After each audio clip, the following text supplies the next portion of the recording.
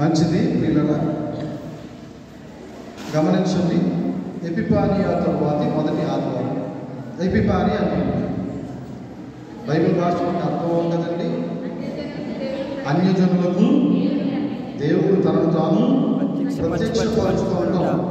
దేవుడు తనను తాను మనం ప్రత్యక్షం కమ్ము నేను చూస్తానంటే అవుతాడండి. నాకు కనిపించు అంటే కనిపిస్తాడా? ఆయన అంతటా తానుగా ప్రత్యక్షపరచుకుంటేనే దేవుడు మనకు దొరుకుతాడు. అలా ఈరోజు ఎపిఫానియా తరువాతి మొదటి ఆదివారం. ఎపిఫానియా అనగా అన్యజనులకు దేవుడు తనను తాను ప్రత్యక్షపరచుకున్నట్టు.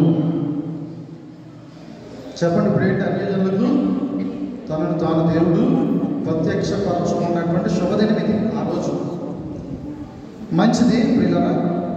మరి 2 పాఠ్య భాగాలు మనం చదువుకున్నాం. ఈ సిరీస్ 2 పాఠాల మీద నడుస్తుంది. మొదటి పాఠం చదివేసిన వెంటనే పరిశుద్ధుడు దేవ అనేటువంటి పాట ఉంటాం కదండి. మనం పాత నిబంధన గ్రంథం చదువుతున్నప్పుడు పాడాలి. పత్రిక పాఠ్య భాగం చదివినప్పుడు ఏం పాడాలి? హల్లెలూయా. సరళి ప్రకారంగా మనం వెళ్ళాలి. మంచిది పిల్లరా. ఈరోజు ఉన్నటువంటి పాఠ్య భాగాలు పత్రిక పాఠం రోమా 12 మొదటి నుంచి 15, స్వార్థ 2, లోక 2 41 నుంచి 52 వచ్చిన. వీటి యొక్క అంశం ఏమిటంటే సమర్పించుకొనుట. ఏంటం అంశం? సమర్పించుకొనుట. తండ్రి పని కొరకు ఆయుత్తపడుట. తండ్రి పని కొరకు ఆయుత్తపడుట. స్వార్థ పాఠ్య భాగంలో మనకు చక్కని స్వార్థికుడు మనకు కనిపిస్తున్నాడు. లోకస్వార్థ 2వ అధ్యాయం 41-52 వచ్చినాల్లో పస్కా పండుగ దినాల్లో యెరూషలేముకు యూదులైనటువంటి ప్రతి ఒక్కరు కూడా ఏ ప్రదేశాల్లో ఉన్నా తప్పక వెళ్ళి తీరాలి. యూదుడిగా పుట్టినటువంటి పురుషుడేమి, స్త్రీ ఏమి, బాలుడేమి, వృద్ధుడేమి, యవనుడేమి, ప్రతి ఒక్కరూ కూడా పస్కా పండుగ దినాల్లో ఆ పండుగలోనికి వెళ్ళాలి. ఆ పండుగను తిలకించాలి, రావాలి. సంవత్సరానికి ముమ్మారు ఎగ్జాక్ట్లీ యూదులైనటువంటి ప్రతి ఒక్కరూ కుటుంబ సమేతముగా యెరూషలేము దేవాలయానికి వెళ్ళాలి. ఆనాడు ఆ 12 దేశాలకి కూడా మనం ఆలోచన చేస్తే ఒకే ఒక దేవాలయం, యెరూషలేము దేవాలయం. 12 గోత్రాల వారికి ఎన్ని దేవాలయమ్మా? ఒకే ఒక దేవాలయం. ప్రభునందు ప్రియమైనటువంటి వారు, ఈ విధంగా ఆచరించేటువంటి వారి యొక్క ఆచరణ చాలా గొప్పది. పస్కా అనగా చేదు. పస్కా అంటే ఏంటంటే చేదు కూరల అనుభవం. చేదు అనుభవాన్ని వారు చూస్తారట పండుగ దినాల్లో. క్రిస్మస్ దినాల్లో మనం ఏమో చూసామా? చేదు చూసామా? తీపి చూసామా? షడ్రుచులు అన్నీ చూసామా? అన్నీ చూసాం. చేదు తప్ప చేదు ఎప్పుడు చూడం. కాబట్టి పండుగ రోజు కాకరకాయ కూర ఎవరు తింటారా? కాకరకాయ ఎప్పుడు చింతపండు చారు తింటారా? తిన్నాం కదా. చక్కగా చికెను, మటను, ఫ్రాన్స్, ఫిష్, ఇలా బోటియో చక్కగా అన్నీ తింటాం. హాయిగా తృప్తిగా దేవాలయానికి వస్తాం. చక్కగా ఆనందంగా జీవిస్తాం. ఆనందంగా దేవుళ్ళు ఉంటాం. మంచిగా దేవుని మాటలు వింటాం. ఆత్మీయంగా బలపడతాం. హ్యాపీగా రిలాక్స్ అవుతాం. దేవుళ్ళు ఆనందిస్తాం. పండుగ అంటే ఏంటి? దేవుల్లో ఆనందించడం అన్నమాట. లోకంలో ఆనందించే పండుగలు వేరే ఉంటాయి. దేవుళ్ళు ఆనందించే పండుగలు కొన్ని ఉంటాయి. ఆ కొన్ని పండుగల్లో పస్కా ఒకటి అని మరి పాత నిబంధన గ్రంథంలో మనకు ప్రవక్తలు తెలియజేస్తూ ఉన్నారు. చూడండి, యెషయా గ్రంథము 29వ అధ్యాయము 1వ వచనం చదవండి. యెషయా గ్రంథము 29వ అధ్యాయము 1వ వచనం. మైక్లో చూడండి. అరియేలుకు శ్రమ, దావీదు తండ్రి దిగిన అరియేలు పట్టణములకు శ్రమ. సంవత్సరము వెంబడి సంవత్సరము గడవనీయుడి, పండుగలను క్రమంగా జరగనీయుడి. ఏమన్నారమ్మా ప్రవక్త యెషయా? సంవత్సరాల తరబడి సంవత్సరాలు జరగనీయండి, పండుగలను క్రమముగా పండుగలు ఉన్నాయండి. పాత నిబంధన గ్రంథంలో గుడారాల పండుగ, పస్కా పండుగ, ఏమండి పులియని రొట్టెల పండుగ, ఇలా కొన్ని పండుగలు ఉన్నాయి. ఆ పండుగలన్నీ కూడా పాత నిబంధన గ్రంథంలో తూచో తప్పకుండా జరిగించుకునేవారు. మనకు రెండే పండుగలు, క్రిస్మస్ను, ఈస్టర్, మధ్యలో కొత్త సంవత్సరం. ప్రభునందు ప్రియమైనటువంటి వారు, పాత నిబంధన కాలంలో ఇశ్రాయేలీయులు చాలా చక్కగా ఆ పండుగలను వారు జరిగించుకునేవారు కుటుంబ సమేతముగా అని వాక్యం తెలియజేస్తూ ఉంది. నహూము గ్రంథము 1వ అధ్యాయము 15వ వచనం చదువుకుందాం. నహూము గ్రంథము 1వ అధ్యాయము 15వ వచనం. అమ్మా, సువార్త ప్రకటించుచు సమాధాన వర్తమానము తెలియజేవాని పాదములు పర్వతముల మీద కనబడుచున్నవి. యూదా ఈ పండుగలను ఆచరింపుము, ఈ మొక్కుబడులను చెల్లింపుము.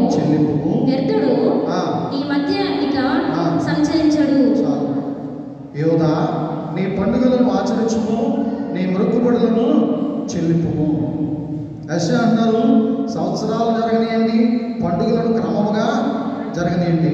నహూము అన్నారు, యూదా నీ పండుగలను ఆచరింపుము, నీ మొక్కుబడులను చెల్లింపుము. ఎవరండి ఈ నహూము? ప్రవక్త కాదా? యెషయా ఎవరు? యెషయా ప్రవచనం నెరవేరు యేసుప్రభు ఈ యొక్క లోకానికి రావడం. యెషయా ప్రవచనాలు నెరవేర్పు యేసుప్రభు ఈ భూమి మీదకి రావటం. అలాగే నహూము లాంటి ప్రవక్తలు పండుగలను గురించి వివరించారు ఆ పాత నిబంధన గ్రంథాల్లో. పస్కా చేదు అనుభవం కలిగినటువంటి పండుగ. అంటే ప్రియులారా, ఐగుప్తులో హెబ్రీలు ఉన్నారు. ఆ హెబ్రీలు చాలా బాధాకరంగా జీవిస్తున్నారు. బానిస బ్రతుకులు బ్రతుకుతున్నారు. ఎలా బ్రతుకుతున్నారంటే వాళ్ళు బానిసలుగా బ్రతుకుతున్నారు. ఎక్కడ? ఐగుప్తు దేశంలో ఫరో రాజుల యొక్క కబంధ హస్తాల క్రింద. వింటున్నారా నా మాటలు? నిద్ర వస్తుందా? నిద్ర వస్తుందా? ఏంటంటే వారు ఒకసారి చేతులు ఎత్తండి. ఒక కీర్తన పాడుకుంటూ ఫస్ట్ నుంచి లాస్ట్ దాకా చెప్పేది 45 నిమిషాలు. మన ఏఎల్సి క్రమం చొప్పున వాక్యం. ఆ 45 నిమిషాలు కూడా నిద్రతనం చేసేది ఇప్పుడు దాకా పాటలు పాడుకోవడం చాలు.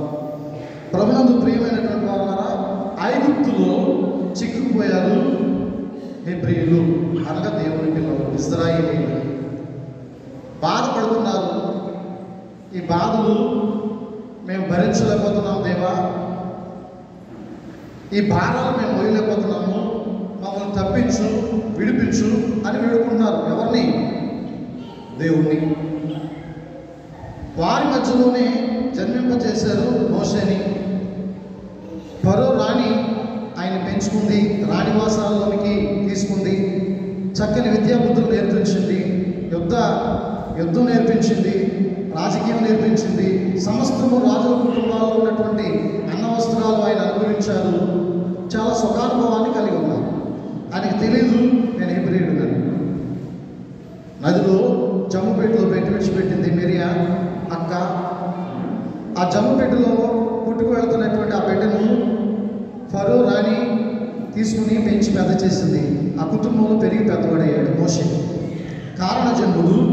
ఆయన ద్వారా వారందరినీ విడిపించి కానానుకు నడిపించాడు యెహోవా దేవుడు. ఎక్కడి నుంచి అక్కడ నడిపించారన్నా? ఐగుప్తులో బానిస బ్రతుకులు బ్రతుకుతున్నటువంటి ఆ కుటుంబాలను, ఆ జనాంగాన్ని, ఇజ్రాయేల్ ప్రజలను, దేవుడు ఏర్పరచుకున్నటువంటి సంతతిని పాలుతేను ప్రవహించి కానాను దేశానికి నడిపించారు యెహోవా దేవుడు. మోషే ప్రవక్తను అడ్డం పెట్టుకుని, ఒక కర్రగా వాడుకొని, ఒక బోరగా వాడుకొని, ప్రియులారా ఈ విధంగా కానానుకు నడిపించబడ్డారు శేషించిన జనాన్ని. అందరూ కూడా కాదు, బయలుదేరిన అందరూ చేరలేకపోయారు. ఎందుకు చేరలేకపోయారు? అవిశ్వాసం, అల్ప విశ్వాసం. నేను యూదుడిని, నేను అబ్రహాము సంతానమే అని అనుకునేటువంటి భ్రమంలో ఉన్నటువంటి వారు మోషే మీద విసుక్కోవడం, దేవుని మీద సనుక్కోవడం. ఇచ్చారు. దాహం వేస్తూ ఉందంటే మెరీబ జలాలను పొంగిపజేశారు. దాహం తీర్చారు, ఆకలి తీర్చారు. కాలికి ఏ కొంచెం కూడా ఎండ తగలకుండా, రాయి తగలకుండా చెప్పులు పెట్టారు. అవి ఎదుగుతూ ఉన్నాయి, మనిషి ఎదుగుతున్నాయి. షాపింగ్ మాల్ లేదు. ఆ చెప్పులు అరిగిపోతే, ఆ చెప్పులు తెగిపోతే కుట్టించుకోవడానికి ఎవరు లేదు. కొత్త చెప్పులు కొనుక్కోవడానికి ఎక్కడ షాపులు. మనిషి ఎదిగే కొద్దీ చెప్పు పెరిగింది, మనిషి ఎదిగే కొద్దీ వస్త్రం పెరిగింది, మనిషి ఎదిగే కొద్దీ చాలా గొప్పగా కార్యాలు చేస్తూ దేవుడు నడిపించాడు. అవన్నీ మర్చిపోయిన వాళ్ళందరూ ఆకులన్నీ అడవిలో ఆగిపోయారు. దేవుడు చేసినటువంటి మేళ్ళు మర్చిపోయినటువంటి జనాంగం అందరూ కూడా ఆకులు వలె రాలిపోయారు.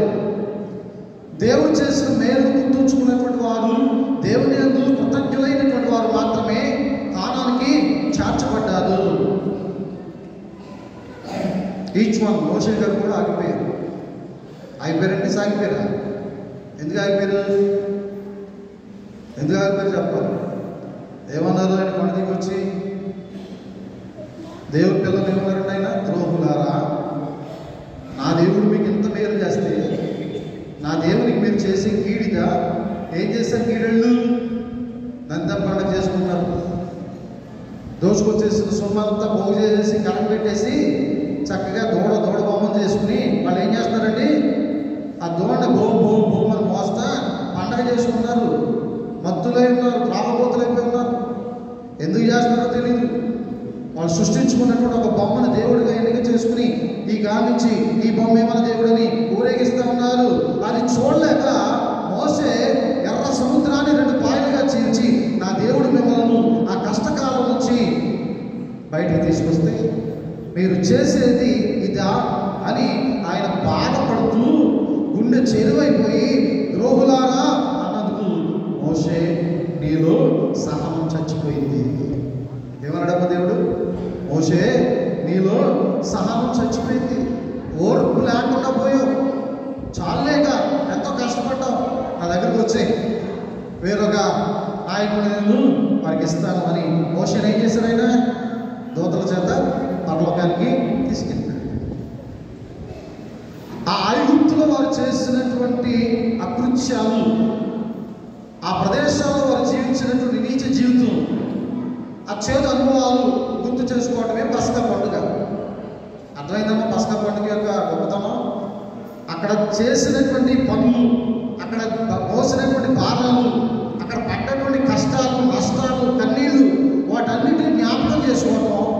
వీటన్నిటి ద్వారా దేవుడు మమ్మల్ని కాపాడాడు, మా నిజమైన దేవుడు ఎవరంటే ఓ దేవుడు అని వారు గొప్పగా దేవుడిని ఆరాధించడమే పస్కా పండుగ దినాలు. ఆ పండుగ దినాల్లోకి యూదులందరూ కూడా వెళ్ళక తీరా తప్పదు. అందులో భాగంగా స్వార్థ పాఠ్య భాగంలో మరియా, యోసేపు యేసు ప్రభువును 12 సంవత్సరాలు కలిగిన యేసు ప్రభువును తీసుకుని యెరూషలేము దేవాలయానికి వెళ్ళడం జరిగింది. మా తోనే అన్న మాటలు అలా చూద్దానికి ఆవేశంగా వాక్యాన్ని బాగా నెమరు వేసుకోవాలి. బొరగా చెప్పుకోడు చక్కగా చెప్తాడు, గంతటేస్తాడు, గంతికేస్తాడు, సూపర్ అని చెప్పేసి అనుకున్నారు మన పెద్దలు. ఈదులో కూర్చొని రాత్రి 1 గంట 2 దాకా ఆ కథలు ఎవరో పర్లోక రాజ్యం తీసుకెళ్ళేయండి. ఆ కథలు చెప్పిన వాళ్ళు వెళ్ళలేదు, కథలు విన్నవాళ్ళు వెళ్ళలేదు, డ్యామ్స్. కానీ దేవుని వాక్యం పరిశుద్ధ ఆలయంలో వచ్చినప్పుడు నీ ప్రవర్తన అంతా సరిచూసుకుంటున్నా. చాలా జాగ్రత్తగా రాని వాక్యాన్ని వినడానికి. వాక్యం నిన్ను బ్రతికిస్తుంది, వాక్యం నీకు నెమ్మదినిస్తుంది, వాక్యం నీకు ఆదరణిస్తుంది, వాక్యం నీ వ్యాధి బాధలను తగ్గిస్తుంది, వాక్యం నీ కుటుంబాన్ని సస్యశ్యామలంగా ముందుకు నడిపిస్తుంది. ఈ వాక్యం ఉండడం ద్వారా నీ కుటుంబాల్లో దేవుడు అద్భుతాలు చేయబోతా ఉన్నాడు ఈ 2025వ సంవత్సరం. వాక్యం వింటే ఇన్ని ఉపయోగాలు ఉన్నాయి. వాక్యం వింటే ఉపయోగాలు ఉన్నాయమ్మా, అపాయాలు ఉన్నాయి, ఉపయోగాలు ఉన్నాయి. ఏ అపాయం నీ గుడాలను సమీపించకుండా చేయగలిగే సామర్థ్యం వాక్యానికి మాత్రమే ఉంది. ఆ వాక్యాన్ని విని గ్రహించి ఆ వాక్యాన్ని మన హృదయాల్లో మనము బదిలపరచుకోవలసినటువంటి వారమై ఉన్నాము.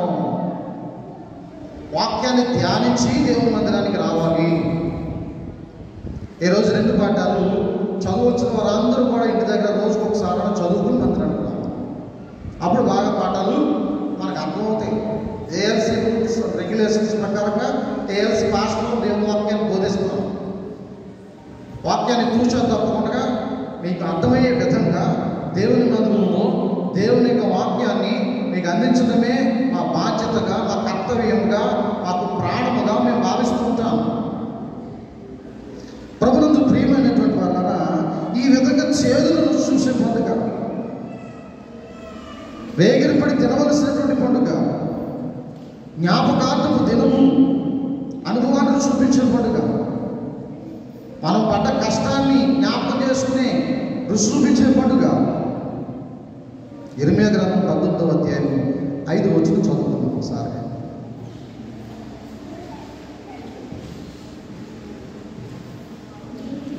నేను విధింపనిదియు సెలవైనదియు నా మనస్సుకు తోచనిదియునైన ఆచారములను ఆచరించితిరి. వాళ్ళు కొన్ని సమయాల్లో దేవునికి ఇష్టం లేనటువంటి కార్యాలు చేశారంట. వారు కొన్ని సమయాల్లో దేవునికి ఇష్టపూర్వకంగా బలి అర్పించేవారు కాదట. దేవుని మనస్సును వారు అర్థం చేసుకునేవారు కాదట. అలాంటి వారి మధ్య దేవుడు ఈ విధంగా చేదు అనుభవాలతో కూడినటువంటి పండుగలను జరిగిస్తూ ఉన్నది. ఎందుకంటే వాళ్ళ యొక్క గతాన్ని గుర్తుకు తెచ్చుకోవాలి. ఏమంటే 4 ఏళ్ళు లోపలికి వెళ్ళి అంటే దాని వెనక ఎవరున్నారు? దేవుడు ఉన్నాడా లేడా? కృషి అన్న కేవలం మనిషిని బ్రతికించేది దేవుని కృప కాదా? కృషి మాత్రమే కాదయ్యా, నీ కృప చేత మేము జీవిస్తూ ఉన్నామంటాడు పౌలు. నీ కృప ఉంటే చాలు, మేము కృషి చేస్తే మేము కష్టపడి బ్రతికేస్తున్నామంటే కాదు. నీ కృప లేకపోతే అలా కష్టపడలేడు. ఆయన కూడా డేరాలు కొట్టుకుని బ్రతికాడు. దేవుని సంఘం మీద పూర్తిగా ఆయన ఆత్మల, దేవుని విశ్వాసాల మీద ఆయన జీవించలేదు ఆధారపడి. ఆయన కష్టపడి బ్రతుకుతూ దేవుని స్వార్థ బోధించాడు. అజ్ఞాన కాలంలో స్వార్థ వినడమే కష్టమంటే తిరిగి మరలా కానుకలు ఇవ్వడం జరగని పని కనుక. ఫిలిప్పీలకు రాసిన పత్రిక 1వ అధ్యాయం 28వ వచనం చదువుకుందాం. ఫిలిప్పీలకు రాసిన పత్రిక 1వ అధ్యాయం 28. ఏ విషయంలో ఎదిరించి వారికి బెదరక అందరూ ఒక్క భావంతో సువార్త విశ్వాస పక్షముగా పోరాడుచు ఏక మనస్సు గలవారై నేను మిమ్మల్ని గురించి వినలాగున మీరు క్రీస్తు సువార్తకు తగినట్లుగా ప్రవర్తించుడి. మన పితరులైనటువంటి ఇశ్రాయేలీయులు దేవుని వాక్యానికి తగినట్లుగా జీవించలేదు. అందుకని ఎన్నో కష్టాలు నష్టాలు భరించారు. అంతెందుకు అనేకమైన మార్లు అన్య దేశాలకు, అన్య దేశ ప్రజలకు, రాజులకు వారు అప్పగించబడ్డారు. నెబుకద్నెజరు రాజు గారు వారందరినీ కూడా మరలా ఐగుప్తులో కాకుండా ఇజ్రాయెల్ దేశంలోనే, యెరూషలేం దేశంలోనే వారిని చెరపట్టుకుని తీసుకెళ్ళిపోయాడు. కొన్ని సంవత్సరాలు బానిసలుగా మరలా బ్రతికారు. మరలా ఎందుకు బానిసలుగా బ్రతుకుతున్నారంటే దేవుని వాక్యాన్ని విస్మరిస్తున్నారు, దేవుని వాక్యానికి వ్యతిరేకంగా బ్రతుకుతున్నారు కనుక. ప్రియమైనటువంటి జనాంగమా, యెరూషలేముకు వెళ్ళేటువంటి యేసు ప్రభువు వారు ఆ ప్రదేశంలో పెద్ద వారు, ప్రవక్తలు, యాజకులు చెబుతున్నటువంటి మాటలు వింటూ అక్కడ ఉండిపోయాడు. తీసుకొచ్చినటువంటి యోసేపు మరియము తిరిగి వెళ్ళిపోయారు. ఆ సాంప్రదాయం ఏంటంటే ముందు స్త్రీలు వెళ్ళిపోవాలి, తరువాత పురుషులు బయలుదేరి వెళ్తారు. ఒక ప్రదేశం అనుకుంటారు, ఒక గ్రామంలో ఆగమ్మ అంటారు, ఆ గ్రామంలో ఆగుతారు తల్లులు. ఈ పురుషులు వెళ్ళి వారిని మరి కలుసుకుని అక్కడి నుంచి మరలా కుటుంబ ప్రయాణం చేసి గృహాలకు చేరుకుంటారు. వారి దేశ సాంప్రదాయం అది. అక్కడ ఈయనేమో మరియ కూడా ఉన్నాడు యేసుప్రభు అనుకోవచ్చు, మరియేమో చిన్నపిల్లడు కనుక వారి నాన్నగారు కూడా ఉన్నాడని ఆమె అనుకోవచ్చు. ఇద్దరి మీద మిస్టేక్ అయ్యి ఇద్దరు వెళ్ళిపోయి ఒకరి తర్వాత ఒకరు యేసుప్రభు ఉండిపోయాడు. 12 సంవత్సరాలు ఆయన దేవుని వాక్యాన్ని వింటున్నాడు. దేవుని వాక్యాన్ని విని ఆ ప్రవక్తలకు, యాజకులకు ప్రశ్నలు వేస్తాడయ్యా, ఇది ఏంటండి, ఇది ఎలా జరిగింది, అది ఎలా జరుగుతుంది అన్నీ తెలుసు. అప్పటికే అడుగుతున్నారు. వారి జ్ఞానం ఎంత ఉంది, వారి తత్వజ్ఞానం ఏమైందని అడుగుతున్నాడు ఆయన. వారు ఆశ్చర్యపోతున్నారు. అటువంటి అన్నటువంటి ప్రశ్నలు ఎప్పుడు ఎవరు వేయలేదయా? ధర్మశాస్త్రం రూపించినటువంటిది దినం మొదలుకొని ఈనాటి వరకు ఈ విధమైన ప్రశ్నలు మమ్మల్ని ఎవరిని వేయలేదయా అని ఆయన్ని మెచ్చుకున్నారు ఆ యొక్క పెద్దలు, శాస్త్రులు, అలాగే పరిచారకులు, అలాగే గొప్ప గొప్ప యాజకులు, ప్రవక్తలు. తిరిగి వచ్చారు మరియ యోసేపు, కలుసుకున్నారు యేసు ప్రభుని. నాయన నువ్వు ఎక్కడే ఉండిపోయావా? మేము ఎక్కడికో వెళ్ళిపోయి మరలా తిరిగి వచ్చాం, నువ్వు ఇలా చేయొచ్చా? నీకు ఇది తగునా? నాన్నగారు బాధపడుతున్నారు, నేను బాధపడుతున్నానని తల్లిదండ్రులు చెప్తారు. అప్పుడు అంటున్నాడు ఆయన ఒక మాట. ఏమన్నాడు? ఏమంటాడమ్మా చెప్పాలి. నా తండ్రి పని నిమిత్తం నేను వచ్చానని మీకు తెలీదా? గాబ్రియల్ దూత మరియతో మాట్లాడలేదా? గాబ్రియల్ దూత యోసేపుతో మాట్లాడలేదా? ఆయన ఎందుకు జన్మిస్తున్నాడో చెప్పలేదా? ఆయన జన్మకు కలిగినటువంటి కారణం ఏంటో వారికి అర్థం కాలేదా? ఇవన్నీ తెలిసి కూడా యేసు ప్రభువుని ఏమడుగుతారంటే, నువ్వు ఎక్కడే ఉండిపోతే మా పరిస్థితి ఏంటి? మేము అంత కష్టపడి మరలా నేను ఎత్తుకుంటూ వచ్చాం. మరియ యోసేపు లాంటి ప్రపంచం అంతా ఆయన ఎత్తుకుంటూ రావాలి. ఎంత దూరం వెళ్ళిపోయినా మళ్ళీ వెనక్కి రావాలి. ఎంత దూర ప్రాంతాల్లో ఉన్నా దేవుని ఎదుర్కొంటూ తల్లిదండ్రులైనా రావాలి, అన్నదమ్ములైనా రావాలి, అన్యులైనా రావాలి, క్రైస్తవులైనా రావాలి, యూదులైనా రావాలి, గ్రీసు దేశస్తులైనా రావాలి, స్త్రీలైనా రావాలి, పురుషులైనా రావాలి. రాక తప్పదు దేవుని వెతుక్కుంటూ. ప్రతి మోకాలను ఎదుటి వంగాలి, ప్రతి నాలుకను స్తుతించాలి అని దేవుని వాక్యం సెలవిస్తాం. నా తండ్రి పని నిమిత్తం నేను వచ్చినట్లు మీకు తెలియదమ్మా, ఎందుకు మీరు కంగారు పడతారు అని ఆయన కసురుకున్నాడు. ఏం చేశాడంటే ఆయన కసురుకున్నాడు. తల్లిదండ్రులు ఏం చేశాడంటే ఆయన, నేను ఎందుకు వచ్చానో మీకు తెలీదా? నా పని ఏంటో మీకు తెలీదా? నా తండ్రి చిత్తం ఏంటో మీకు తెలీదా అని అన్నప్పుడు వారు ఆశ్చర్యపడిపోయారు. ప్రభువుతో ప్రియమైనటువంటి వారు, యోసేపు మరియ దేవునికి ఎంతగానో కృతజ్ఞతలు చెల్లించి వారు దేవుని యొక్క దేవుని యొక్క దైనందినటువంటి జీవితంలో దేవుని యొక్క గొప్ప సువార్తను అందించడానికి వచ్చినటువంటి వాడు యేసు. యేసు అనేటువంటి వాడు రక్షకుడు, ఈ లోకాన్ని రక్షించడానికి వచ్చినటువంటి వాడు. దేవుని సువార్తను ఆలకిస్తున్నాడు, దేవుని సువార్తను చెబుతున్నాడు, దేవుని సువార్తకు కంకణం కడుతున్నాడు. ఈయన యెరూషలేము దేవాలయంలో సువార్తను ప్రారంభిస్తున్నాడు. తండ్రి చిత్తాన్ని జరిగించడానికి వచ్చినటువంటి దేవుడు, తండ్రి చిత్తాన్ని నెరవేర్చడానికి వచ్చినటువంటి కుమారుడు. ఈయన మా కుమారుడు కాదు, దేవుని కుమారుడని ఆ స్థలంలో మరియా యోసేపు యేసు ప్రభు వారిని సమర్పించుకున్నారు. అంశం వచ్చేసిందా? యేసు ప్రభుని 12వ ఏటే మరియా యోసేపులు సమర్పించేసుకున్నారు. నేను కుమారుడై ఉన్నాను, నా తండ్రి చిత్తాన్ని నెరవేర్చడానికి వచ్చానని యేసుక్రీస్తు వారు 12వ ఏటని 12 ఏళ్ళు వస్తేనే కానీ పురుషుడు లెక్క కాదు, బాలుడుగా ఉండవలసినటువంటి వాడు 12 సంవత్సరాలు వస్తేనే పురుషుడు లెక్క. అంతవరకు చిన్ని బిడ్డ, తల్లి చాటు ఉన్నటువంటి బిడ్డ. తన ఇష్టం వచ్చినట్టుగా నేను ఇక్కడ ఉంటాను అక్కడ ఉంటానంటే కుదరదు. 12 ఏళ్ళు వచ్చిన తర్వాత కానించి తన ఇష్టానుసారంగా బ్రతకొచ్చు. ఇది యోగా శాస్త్రం తెలియజేస్తూ ఉంది. అటు రీతిలో ఈ యొక్క శాస్త్రానుసారముగా, లేఖనాలనుసారముగా 12 ఏళ్ళు వచ్చినటువంటి యేసు ప్రభు వారు దేవాలయంలో దేవుని మాటలు వినడానికి ఆసక్తి కనపరిచాడు, సమర్పించుకున్నాడు. తండ్రిగా తల్లిగా మన బిడ్డలను సమర్పిస్తున్నామండి. మన బిడ్డల్ని దేవుని పనికి సమర్పిస్తున్నామా? మరి నాయన పొద్దుట వెళ్ళి దేవాలయంలో కాస్త మెట్లు కడుగు నాయన, దేవాలయానికి వెళ్ళి ఓ బిడ్డ నా కూతురా వెళ్ళి ఊడ్చమ్మా, దేవాలయాన్ని శుద్ధీకరించిందమ్మా మీ ఇద్దరు వెళ్ళి అని మన బిడ్డల్ని పొద్దున్నే లేచి చక్కగా వారికి మంచి అల్పాహారం పెట్టి వారిని ఫ్రెష్ చేసి దేవుని మందిరానికి పంపించి వారిని మనము దేవుని యొక్క సాధనాలుగా వాడుతున్నామా? దేవుని మందిరాల్లో సిఆర్ గారే పాడాలి, పాస్టర్ గారే చెప్పాలి. ఎంత పెద్దోళ్ళైనా కానీ దేవుని పాట పాడకూడదు, దేవుని మాట చెప్పకూడదు. జీవితాంతం ఇంట్లోనే కూర్చోవాలి, దేవుని జీవితాంతం చప్పట్లు కొడుతూనే కూర్చోవాలి. మరి మీకు ఎప్పుడు వస్తాయి పాటలు? గంభీరంగా మైకులు ఇచ్చుకుని చక్కగా పాడాలి. చిన్న బిడ్డలు పాడాలి, స్త్రీలు పాడాలి, పురుషులు పాడాలి, అందరూ గళమెత్తి పాడాలి, దేవుణ్ణి గళమెత్తి ఆరాధించాలి. ఇటు 4-5 మైకులు, అటు 4-5 మైకులు కలిసి ఆరాధన చేస్తూ ఉంటే ఆ ఆరాధన పరలోకంలో ఉన్నటువంటి ప్రభు వారి యొక్క పాద సన్నిధికి చేరాలి. బేస్ అయిపోయి ఉండకూడదు ఒకరి మీద. అందరం రాజులని యాజక సమూహం, ప్రతి ఒక్కరూ కూడా సమర్పించుకోవాల్సినటువంటి బద్దులపై ఉన్నాము. దేవుని సన్నిధిలో దేవుని చిత్తాన్ని జరిగించడానికి మనం దేవుని చేత పిలువబడినటువంటి వారము, ప్రార్థించడానికి పిలువబడిన వారము, పాటలు పాడడానికి పిలువబడినటువంటి వారము, దేవుని మాటలు వినడానికి పిలువబడినటువంటి వారము, దేవుని చిత్తాన్ని జరిగించడానికి పరిచారకులుగా దేవుని యొక్క పనిని జరిగించడానికి పిలువబడినటువంటి వారము, మనమందరము కుటుంబ సమేతముగా దేవుని సన్నిధిలోనికి పిలువబడినటువంటి వారము. పత్రికా పాఠ్యభాగంలో మొట్టమొదటి మాట చదవమ్మా.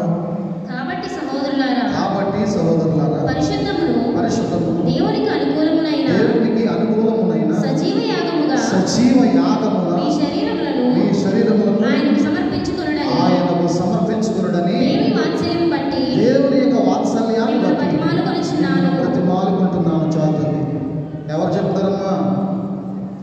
అపోస్తలుడైన పౌలు చెప్తున్నారు. ఎవరికి? రోమా సంఘానికి తెలియజేస్తాడు. ఏమని? సజీవ యాగముగా మీ శరీరాలను సమర్పించుకోండి ఓ ప్రియమైనటువంటి సంఘమా. సజీవ యాగముగా, ఇదొక యాగము, ఇదొక యజ్ఞము. ఈ యాగము సమర్పించుకోవాల్సింది, పోయబడాల్సింది నెయ్యి వెన్న కాదు, నూనె కాదు. మన ప్రాణాత్మ శరీరాలను సజీవ యాగముగా ఈ యాగములో కుమ్మరించుకోవాలి, కుమ్మరింపబడాలి. దేవుని సన్నిధిలో మనముగా కుమ్మరించబడాలి. దేవుని సన్నిధిలో మనముగా సమర్పించుకోవాలి. కానుకలను సమర్పించుకుంటున్నటువంటి మీరు నీ ప్రాణాన్ని, ఆత్మను, శరీరాన్ని ఎప్పుడు సమర్పిస్తావు దేవునికి? సజీవ యాగముగా నీ ప్రాణమును, నీ శరీరమును, నీ యొక్క దేహమును సమర్పించుకోవాల్సినటువంటి ఆవశ్యకత ఎంతైనా ఉంది అనేటువంటి విషయాన్ని గమనించవలసినటువంటి వారమై ఉన్నాం.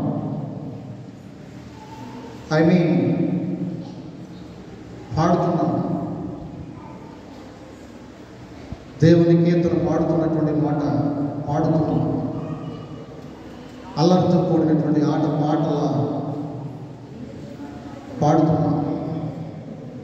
దేవుని సన్నిధిని ప్రత్యక్షతను చూసుకున్నటువంటి మనము దైవ ప్రత్యక్షతను ఈ ఎపిఫానియా అన్యజనులకు దేవుడు తన తానుగా ప్రత్యక్షపరుచుకునేటువంటి శుభదినాన దేవుని వాక్యాన్ని మనోనేత్రాలతో చూడగలుగుతూ ఉన్నామా?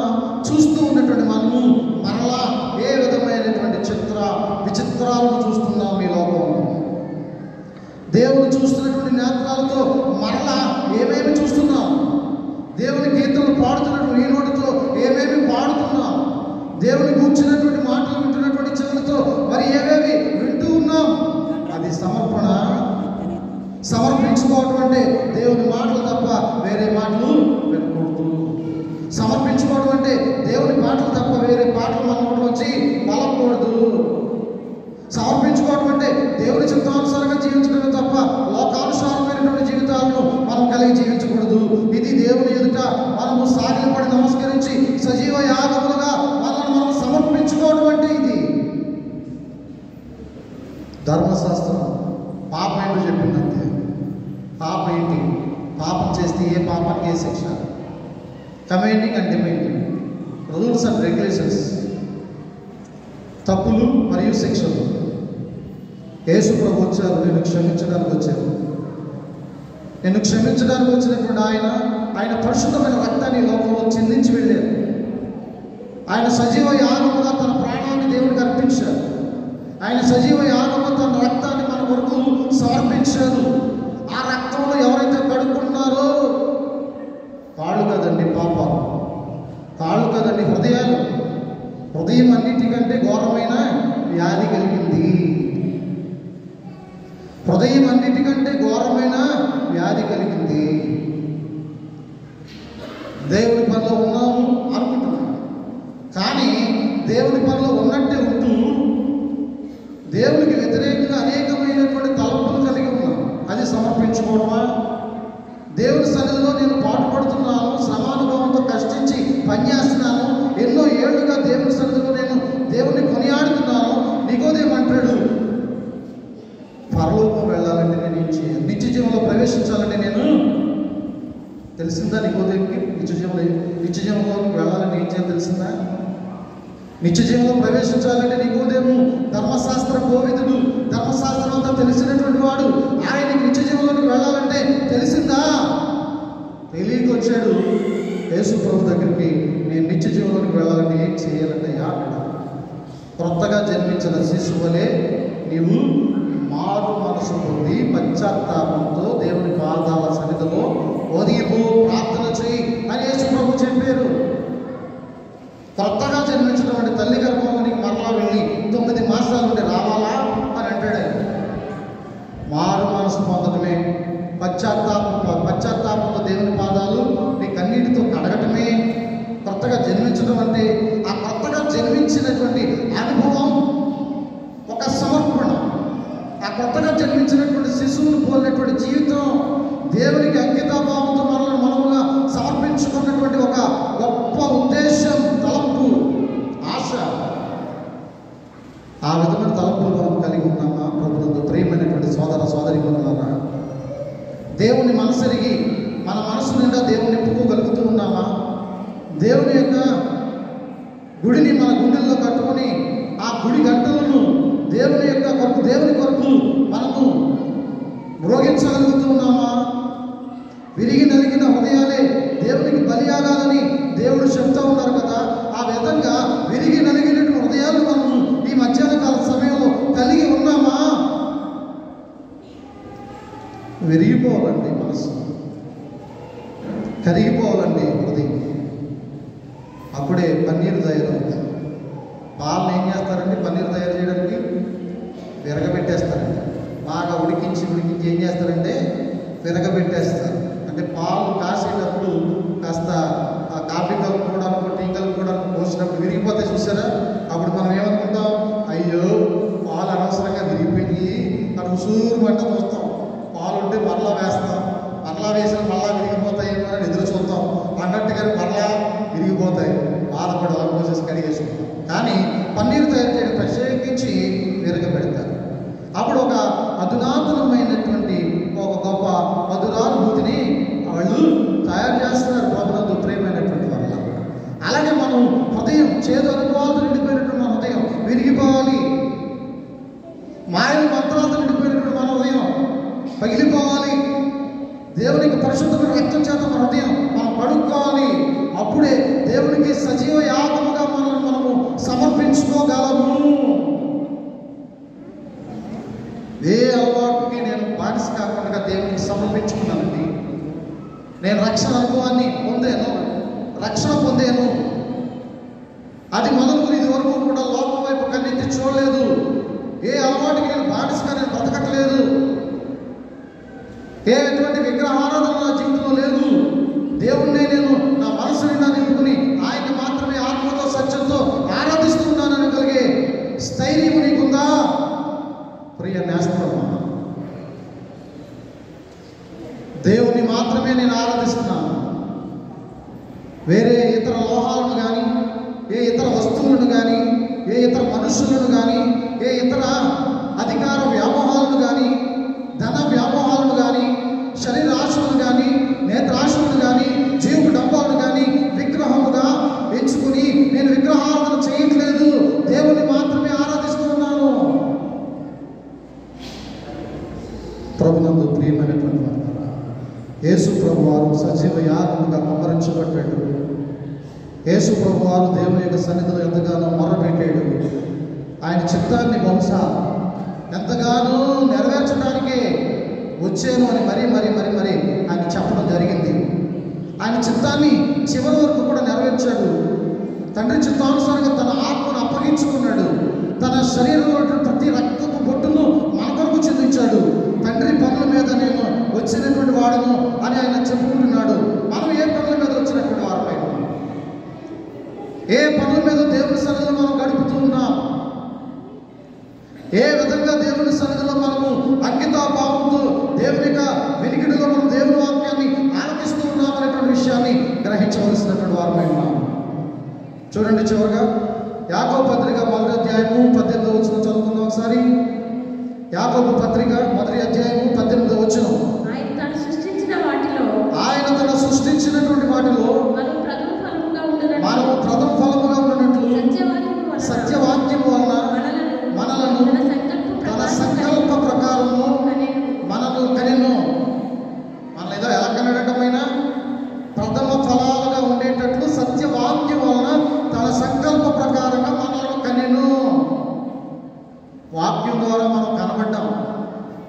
దేవుడు అయి ఉన్నాడు.